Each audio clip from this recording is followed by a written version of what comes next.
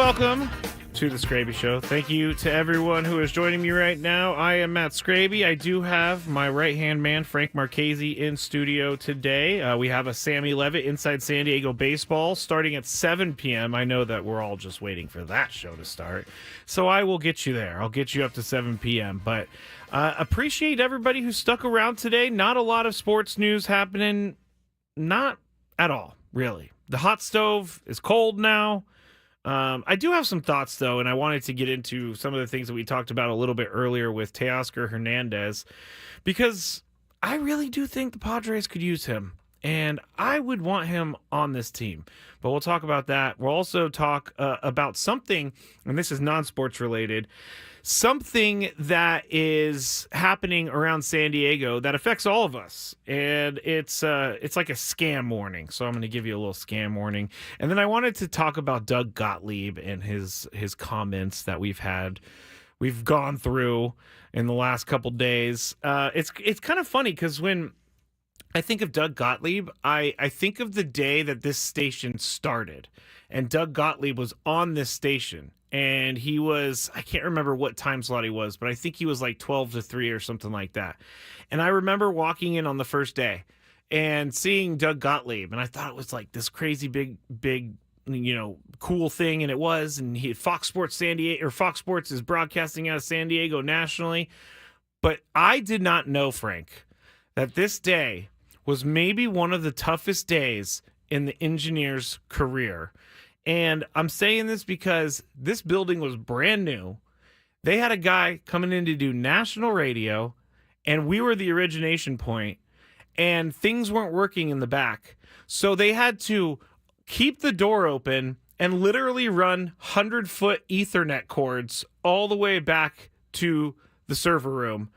And it was crazy. And I give Doug Gottlieb a lot of credit because he did that show and he did it with chaos around him, and I was impressed. Very impressed. Sounds like an impressive situation, but you kind of have to realize, when it's day one, there's going to be some kinks, so you got to be a little bit more patient than you normally otherwise would. Yeah, and Doug was fine. It was just like, wow, this is a lot of craziness going on. But yeah. Doug Gottlieb was on our station for a while, and it's funny because Adam worked with Doug Gottlieb for a very long time as his producer. So Adam's knows Doug very well. I think they still talk, but we'll talk about the Doug Gottlieb comments in a little bit, and then we'll talk about Michael Penix Jr. Where was he when he found out he was a starter? I will tell you, and it's a great place that he was. A lot of people go to this place. And Michael Penix Jr. found out he was going to be a starting quarterback in the NFL in this place. But we'll get to that. All right. Let's get into Teoscar Hernandez. And we talked about it during the Big Five earlier. And the reason that we were talking about it is because Teoscar Hernandez is not looking, according to reports, he's not looking for a long deal. He's not looking for like an 8 or 9 year deal. He's actually just looking for a 3-year deal. And I know that the Padres are already in that mindset of saving money. And I know that the Padres are already in the mindset of trying to be creative rather than buying players, which I do understand because I do like the creativity that AJ Preller has shown in the past few years. But to me, Teoscar Hernandez is a guy the Padres need to have. Now, when we talked about this earlier, Chris said he strikes out a lot. Tony rebutted with, hey, Victor Rodriguez, the hitting coach, he can work wonders. As good as Ruben Niebla is with pitchers, Victor Rodriguez is good. He's good like Ruben Niebla is with hitters. And if you can get Teoscar Hernandez to stop striking out as much, I think he's a perfect guy for this lineup. And I don't even know if he's just a high strikeout guy, or if it's a result from the Dodgers offense. But last year, Teoscar Hernandez really impressed me. And I honestly thought and still think that the Dodgers are going to bring him back because he was so important to that team. There were moments in the postseason that Teoscar Hernandez definitely made the Padres feel like he was there. And those are the type of guys I think that you go and you sign immediately. Guys that have proven that they can make an impact in big moments. And that's what he did. Last year, he had a 4.3 WAR. He hit 272, which is not bad. For this day and age, 272 for a guy who hits 33 home runs. He had 99 RBIs, an OPS of 840.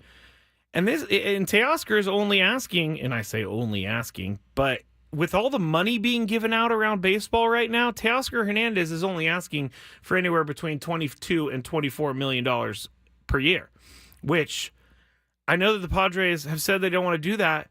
That seems kind of like a steal to me. With everything that is being given out right now, 3 years, $66 million, let's say, that is something I am very interested in. And we don't know what's going to happen with left field. We're not going to move him to right field because Fernando's there. We're not going to move him to center field because I don't think he's played center field and Jackson Merrill's there. But Teoscar Hernandez, I really would like to see in a Padres uniform. Now, am I going to actually see him in a Padres uniform? Not sure. Not sure at all. I honestly think it's not likely to happen. But this is a guy that will make an impact day one. He's going to come in and he's going to slide right into left field, go in that lineup, $22 million. And Diesel's saying, hard pass.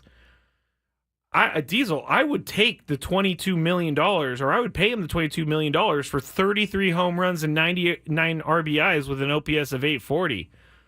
I can go back and look at the Padres and see where they're at. And I know that the Padres have big contracts already, but he wants a shorter contract. And I think that's the thing that is enticing to me. You don't have to lock him up for years and years and years on end. You can just get him for the 3 years or the 2 years or whatever he wants. Maybe he wants to reevaluate in a couple of years and see if he can find a new contract. But Teoscar Hernandez, I love the player, love the deal, would like for the, I almost said 49ers. I'm thinking about 49ers. I would like for the Padres to do it. What do you think, Frank? I don't mind him as a player. I'm just looking at his career numbers right now. The only year that he's hit under 20 home runs and has had less than 50 RBIs was the COVID year. I was thinking that's the only year where he hasn't done that. My only issue is with that is the Padres have said that they're not going to be spending money, or at least they've insinuated that they're not going to be spending money. Yeah. If you're going to spend $22 million on Teoscar Hernandez, why wouldn't you have thrown that money, at least put your hat in the ring for a guy like Max Fried? Why wouldn't you have done it for money? Sorry, go ahead. Why wouldn't you have done it for somebody else? Probably somebody who's a little bit younger, probably somebody who fits your needs a little bit better. It just, I wouldn't mind seeing Teo here, but it just feels like that could have been spent. You already said you're not going to do it, but you're going to do it for him, and it feels like there are better players that fit your needs better than what you would spend that money on for him. I hear you, Frank. I do. And I have heard the same things about the Padres not wanting to spend money. Teoscar Hernandez has been on the market too long, in my opinion. And why wouldn't you put something like that for Max Fried? So is Pete Alonso. Yeah, but Pete Alonso is not really. He's looking Alonso for a long-term deal. I think this is why it's so enticing to me, is that he's not looking for another long-term. You do not want to lock up. I get why the Padres would not want to give another 8-year, $100-and-something million contract out where they are taking him into his late 30s. This is a 2-3-year deal. I think that's perfect for this team, and it will help them get over the top. I mean, last year, didn't Teoscar Hernandez hit that home run against the Padres in the wild card, or the DS game that put them ahead? It was a grand slam, right? Think so, yeah. Yeah, Teoscar Hernandez had huge moments in the postseason. I don't know why you wouldn't want to bring it here. I'm not. And last thing, I'm sorry. Max Fried got an 8-year deal over $200 million. I don't think the Padres are interested in doing that. No, the point wasn't to, oh, well, if you're going to give $22 million to Hernandez, give it to Fried. It was, if you're not going to be in that ring because the money's too much, then why are you in the ring for this guy if it's the same amount of money. Length of contract. I understand that, but then and it comes down to also like with what you're going to be dealing with Dylan Cease right now. If you can't pay him the money, I'd rather pay Dylan Cease that $22 million than Hernandez. You need a starter. And if not, you're going to be right back in the same position you were in this year. And most likely, I would have to assume with Hernandez jumping teams, wanting short-term contracts at the age of 32, he's going to want some buyout. He's going to want some options. So He probably will, yeah. Yeah, and if he opts out after this season, then you're right back at square one. It doesn't matter. You could have spent that money on something else. That's my only concern. I completely understand that. But if the window, as I've been told by many Padres fans, is now, you have to spend that money now. You cannot do a what if thing. Oh, what if we had just paid $20 million? Like, is Jurickson Profar coming back at $13 million? Is that attractive to you? Because it's $13 million for me. And again, I don't know the financial situation of the Padres spending, but $13 million for Jurickson Profar, I might as well just go $22 million for Teoscar Hernandez. I know it's $9 million more. To get a subpar defender compared to Profar? I know Profar's not lights out with the glove, but Teo's not a great defender either. You're right, and left field is not exactly a easy place to play at Petco Park, No. And we've talked about that. I just saw this today, and I was like, hey, if you don't want to get into this long term, this is a good deal. I understand the thinking. I understand the logic behind it. But I think there are other players out there that you could have gone and gotten if you wanted to spend that money on one person. Or you could look in-house, say, who do we want to keep, and use it there. Give Michael King that $22 million. I think that would be a more worthwhile investment Possibly. than a guy like Teoscar Hernandez. He's a great player, don't get me wrong, but there are better options that the Padres need more immediately. They do. And last night there were, I think it was Blue Meanie on the chat last night that was like, why do you guys keep talking about trading a pitcher when you say we also need pitching? But I don't see a way that the Padres bring back Michael King and Dylan Cease in free agency. Don't see it. It's the cost of doing business. This is what happens when you make these pedal to the metal moves the way AJ Preller has done over the last couple of years. Because now you have no wiggle room as far as prospect capital to trade. The two guys that would be inviting for another team to get are considered off limits.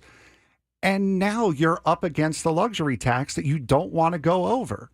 Yeah. This is the cost of doing business right now. You're on the wrong side of it now. Well, here's the thing about the Padres spending. I have been thinking a lot about this because if they're doing a thing where they're cutting all the payroll and they're just trying to save money, I'm not into that. Because that's not what the plan was going into right, but a you couple have years to ago. understand right, but you have to understand with the ownership though and the situation that happened this time last year, the plan has changed. The vision that Peter had isn't the same as what everyone else had around him. But why? That was his vision. Right, but Peter unfortunately now is gone. So it's going to change because different people are in control. Different people have the reins. Everyone has their own vision. But ultimately, it's Peter's vision. Like they have to somewhat try to carry out what he set up going forward.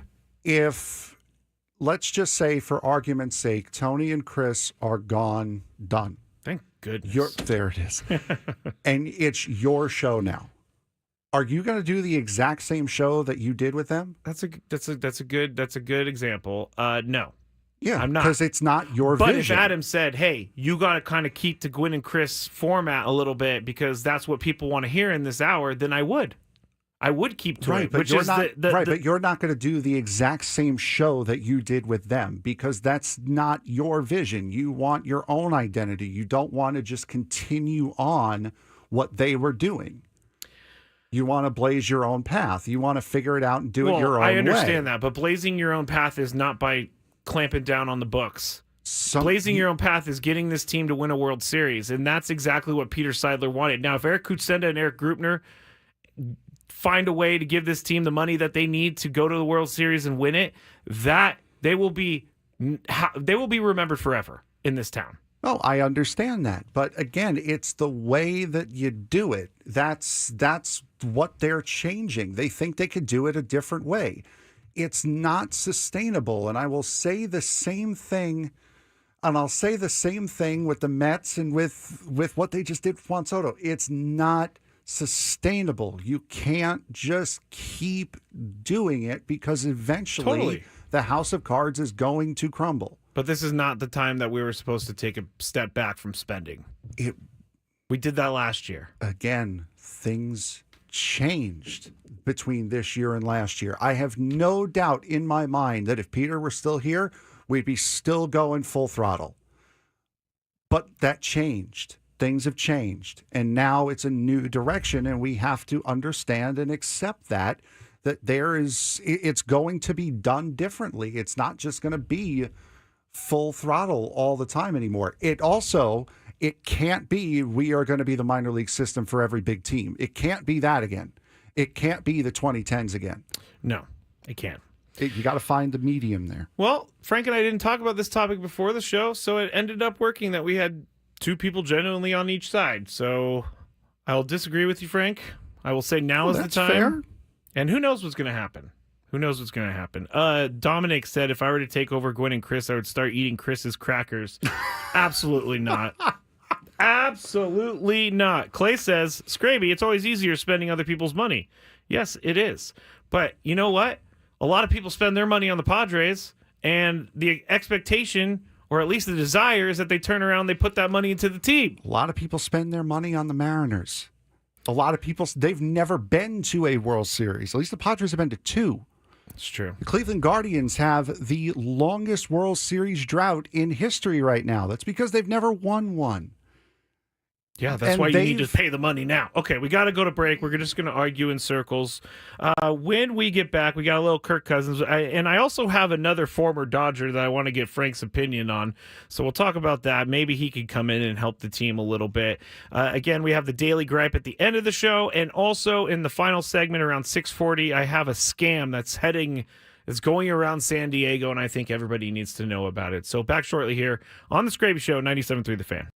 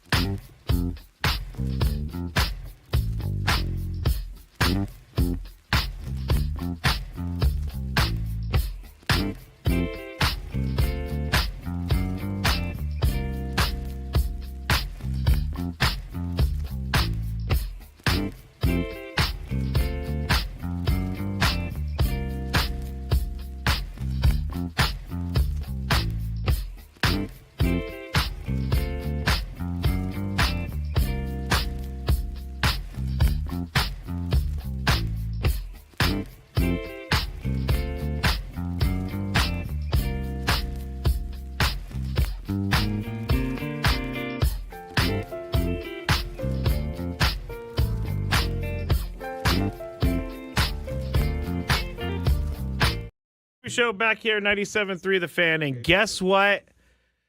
Sammy Love was sharing a little bit of the show for me and his show with me, and let me tell you, everybody, you are in for a treat. You are in for... Oh, now he wants to talk.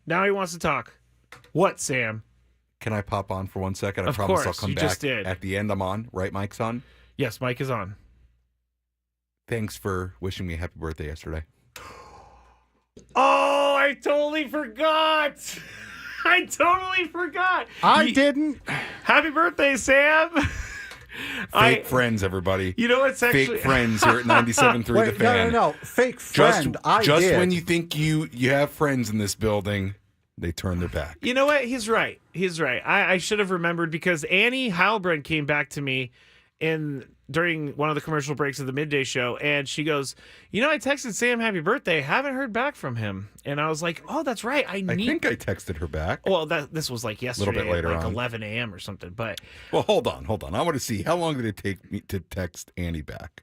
because I didn't. I should have. Okay, it took 5 hours for me to text Annie back. Well, at least. But I had a Thank lot of God texts, so I was trying to do them all at once, a little bit. Thank God she wasn't in a burning building or something. 5 hours isn't that bad. No, that's fine. That's fine. In this day and age, though, bad. 5 days is bad. In this day and age, In though, fact, I'm thinking about it right now. A member of Ben and Woods wished me happy birthday.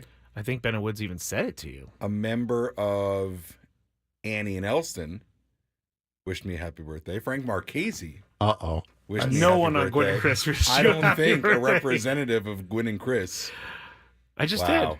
did. Happy birthday, Sam. By the way, I'm not a big birthday guy. Me neither. I don't like attention on my birthday. Me neither. We'll get more into this in the final couple of minutes. Okay, you know what's because funny? I have a revelation about myself Oh. in the I final love that. couple of minutes. So Did that scare anyone else or just me? we're just That I had a revelation about myself at 33. Yes. On my birthday, I've had some sort of revelation. That's the reason I want to hear it, because I too had a revelation about myself at the age of 32. It's when I stopped drinking. So 32 seems to be the age where you either get it or you don't. And Sam's kicking into the get it. I mean, Sam gets it. We all know that. Which is funny because I'm turning 32 this year, and I had the revelation about my weight. So there is some credence to that. See, you're not quite expected to be established yet, but you are expected to be getting established.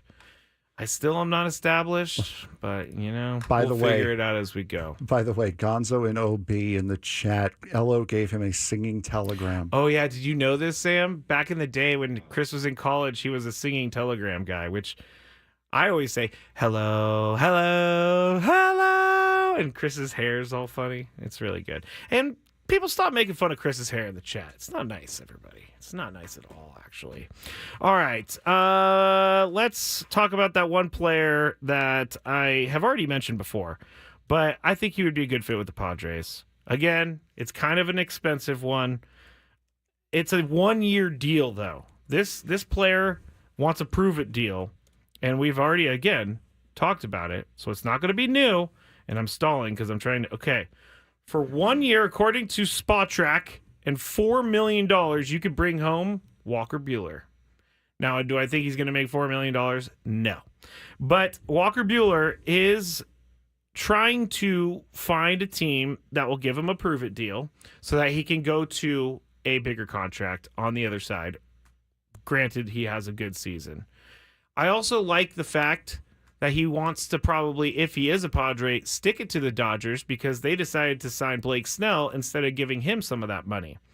Walker Buehler, yes, is not fun to watch when he's with the Dodgers, but it will be fun to watch when he is with the Padres striking people out.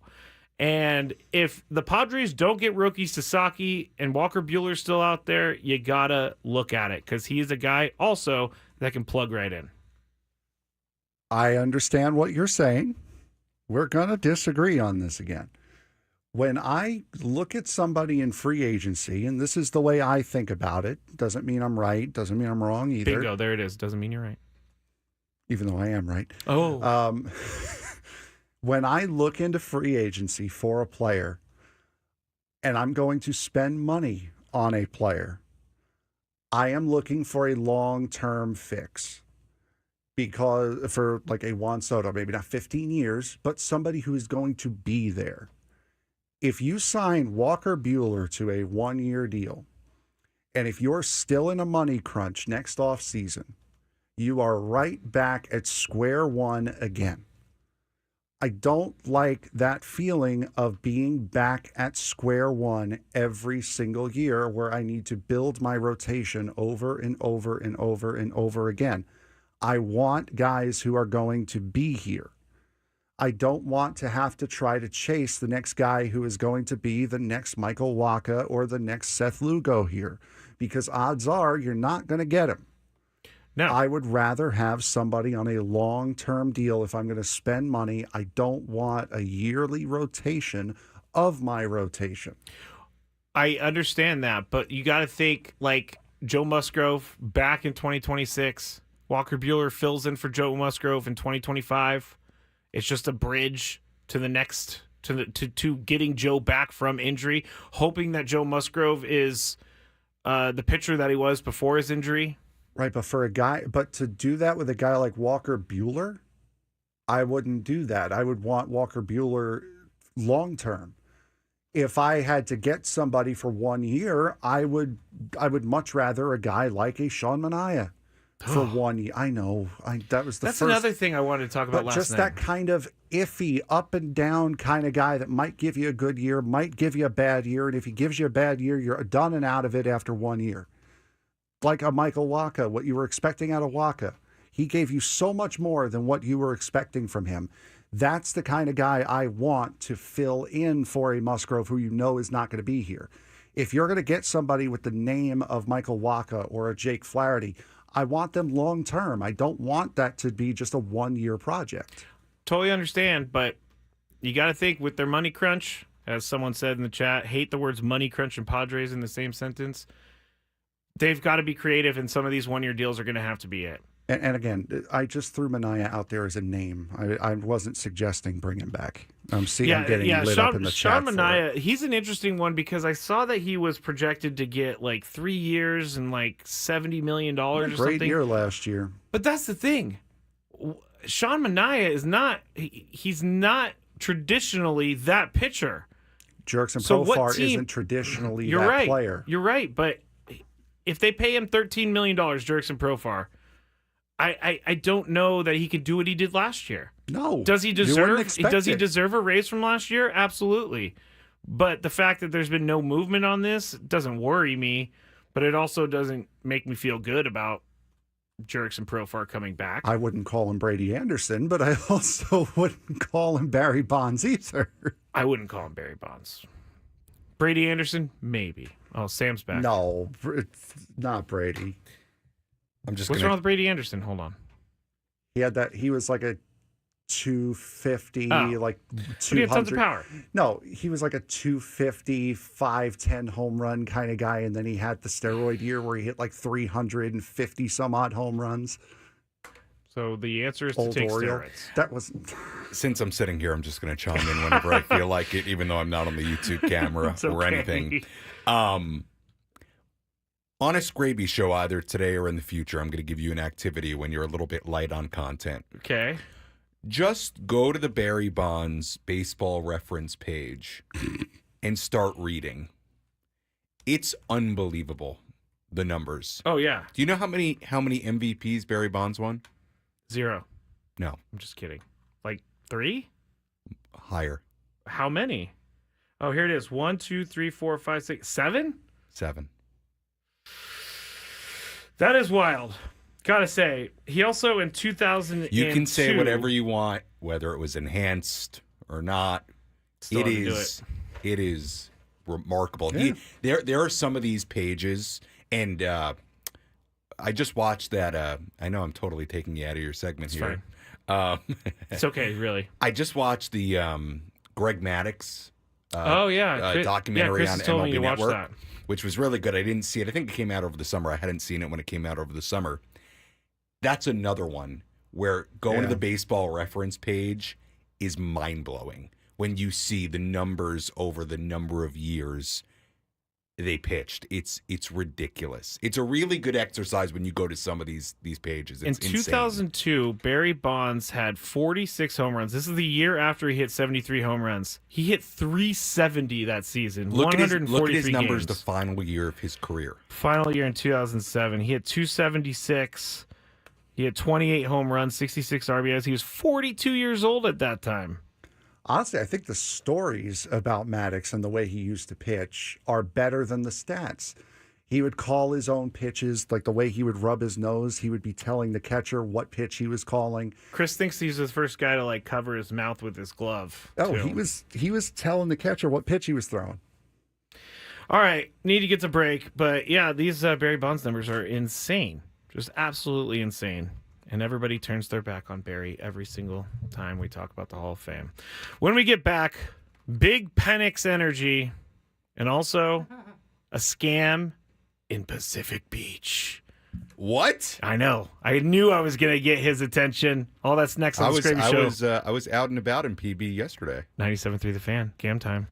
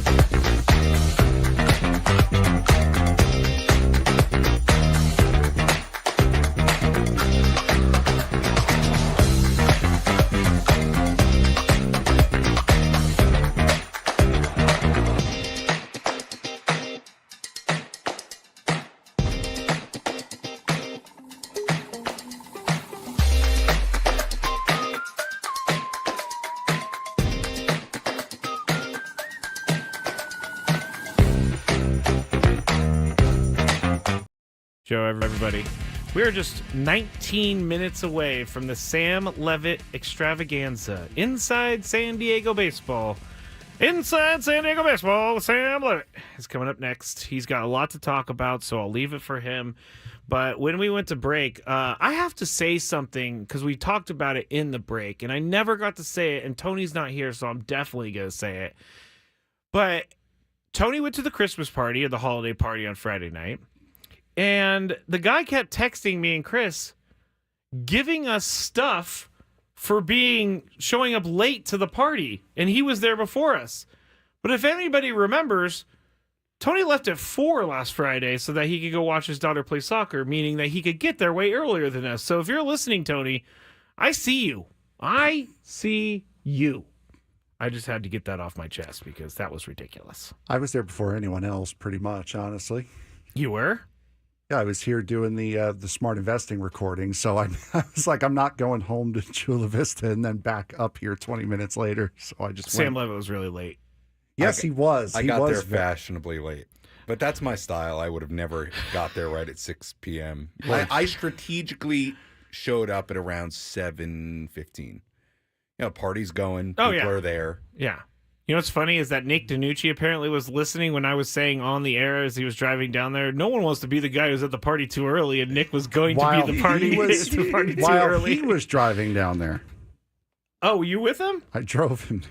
Yeah. Oh, that's nice of you, Frank. And you guys listen to us. That's also nice of you. Well, not quite. Okay.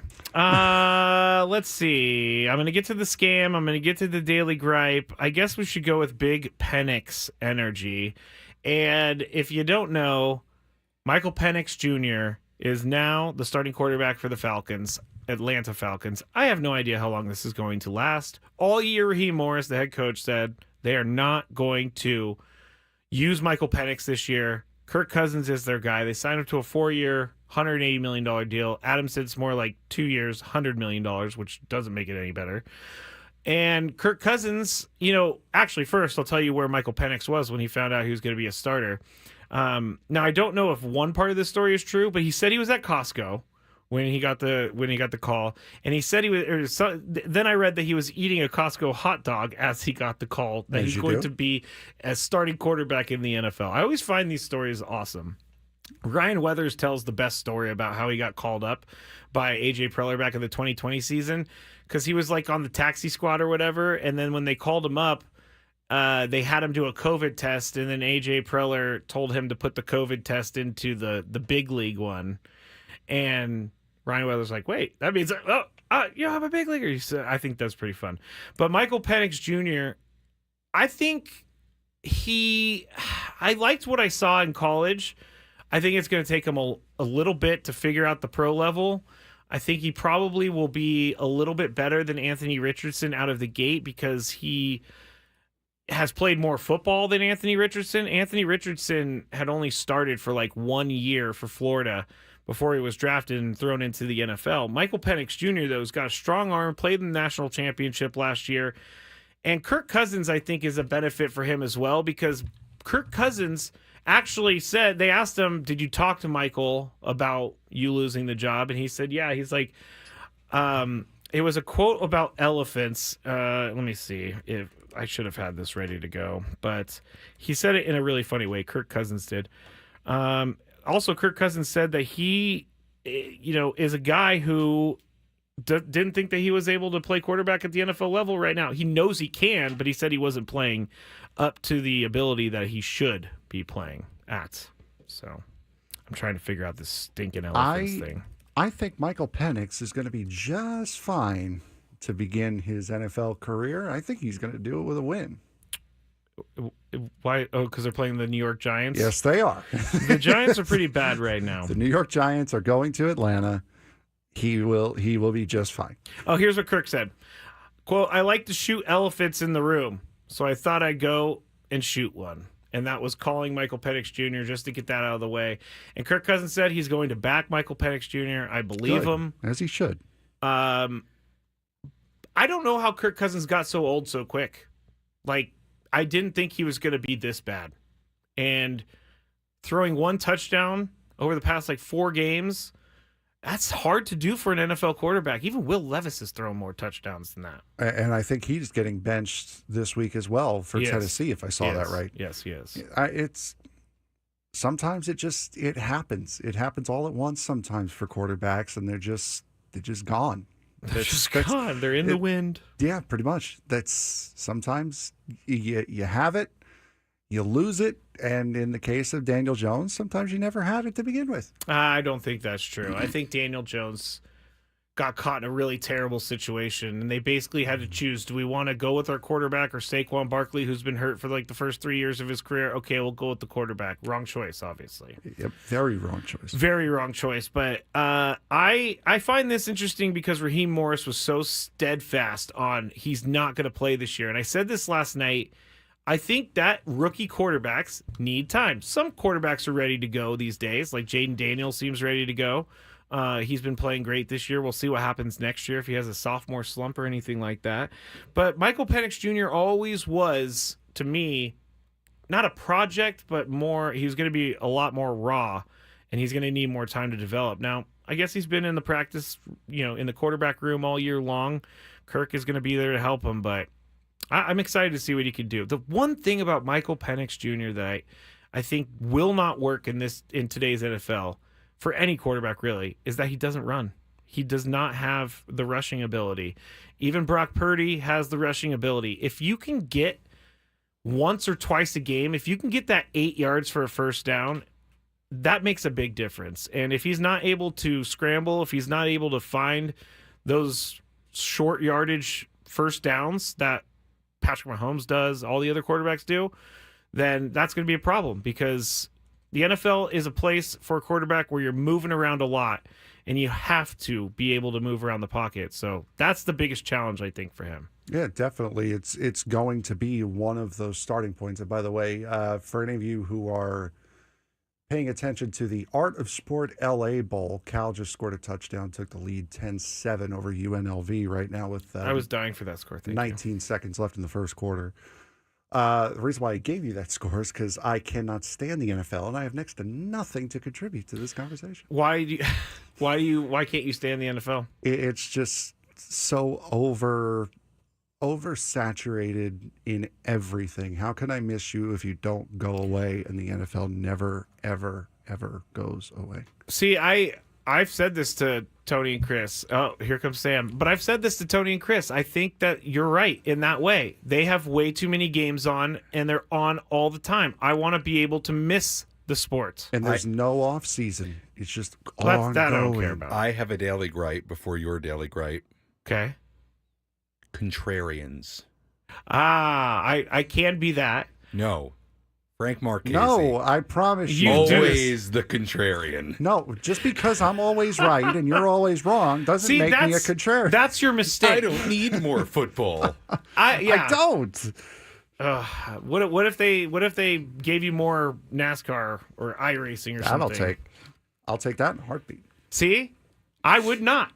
I would Okay. not want to listen and You're watch wrong. a bunch of NASCAR.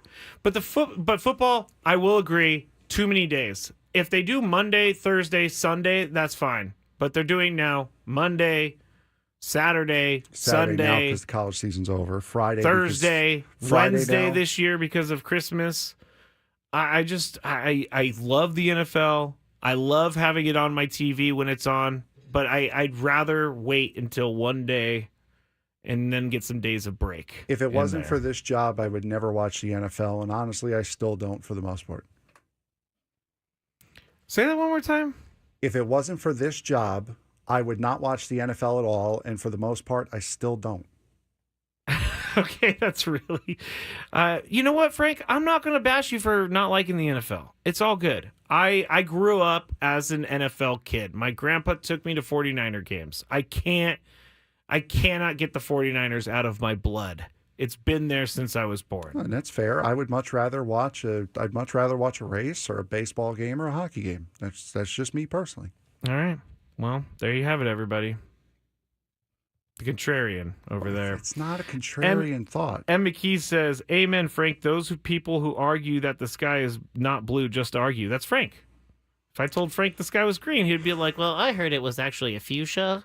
There it is. All right. Now, let's get to this scam that's going on in Pacific Beach and kind of around San Diego, but more so with Pacific Beach. And it is something that you should be aware of because it's going around, and it's on the Pacific.Beach Instagram account if you want to go see this. Yep, I'm familiar. Yeah, you know what? I love the Pacific.Beach Instagram because you get to see a lot of crazy stuff. Like drunk people, like My beloved PB. yes, drunk people like banging their heads against the wall, just weird stuff all the time in PB. Sounds like Williamsport. But they're warning everybody that there are Williamsburg, sorry. fraudulent parking tickets in San Diego, and apparently the San Diego Police Department has been alerted to these fake parking tickets. These counterfeit tickets claim the vehicle is in violation and request a monetary donation to various organizations. What you should look for: tickets asking for donations instead of legitimate fine payments. Non-official formatting or logos, like the example that they use in the picture above, which does look slightly real, but it's also like someone's pet project that they did. And people have been paying this. Now, on the bottom, it says how to pay. And there's 4 options. And they're all like donation sites: SD Regional Fire Foundation, California Transportation Foundation. Now, I have no idea if these websites actually go to the sites that they're talking about. But be alert in Pacific Beach if you see one of these fake tickets. It's not going to look real. It's going to basically ask you to pay someone that you've never met before. So here's the bottom line on that. Never give money to anyone you've never met before. Never. Ever, ever, ever. People do it all the time and they get scammed all the time. Ever, ever, ever, ever. Karina in the YouTube chat, did Skraby just hold up his phone like we can see it? Oh. Was I okay. Anyway. Daily gripe time. What's annoying Skraby today? Let's find out. It's time for the Daily Gripe. My daily gripe is that I've lost my sheet like 100 times in my tabs today. All right, my daily gripe is actually this, and it happened to me this morning, and I know that every person listening has had this feeling in their life at some point. It's when you wake up in the morning and you think it's a weekend, and you're like, yes, I made it to Saturday. And then like a ton of bricks, it hits you that it's Wednesday and you have to go to work. That is a terrible feeling. Frank's looking like he's never felt that way before. No, I definitely have, but I've never mixed 2 days together that were so far apart. Oh. Like- Have you ever had this, Sam? Like, I'm sure in your Padres days, you've woken up not knowing what day it was. Yeah, but I never wake up thinking, thank goodness it's Saturday because I'm off. Really? And it's only Wednesday. So I'm the weirdo in this whole No, thing. see, Skraby, I'm the type of guy that wakes up every single morning grateful for the opportunity to make the best of each and every day. That's a bunch And of that's malarkey. really the mindset that I'm taking into this new year, new chapter of my life after my birthday yesterday. This is day 2 of my new year. There is about to be a text chat drop in my Twitter if you guys care to take a look to show how BS Sam is right now. What? Yeah, what was that? I'm going to put our text conversation from this afternoon on my Twitter No just to text show. conversations then on that the means air. I should put my text conversations with Sam out there too. He will show you real quick. Yeah. He's not the spring chicken he wants you What to a believe. load of bull. No, I'm just kidding. I love everything and everyone. I am only positive. What a load of I baloney. got nothing to say to that. All right, Sam Levitt, Inside San Diego Baseball. Sam Levitt, he's looking at me like, you got to say it. Yes, he's a positive dude. Sam is a positive dude. It's all good. He's going to be with you next. He is going to take you up until 9 p.m. Have a great night, everybody.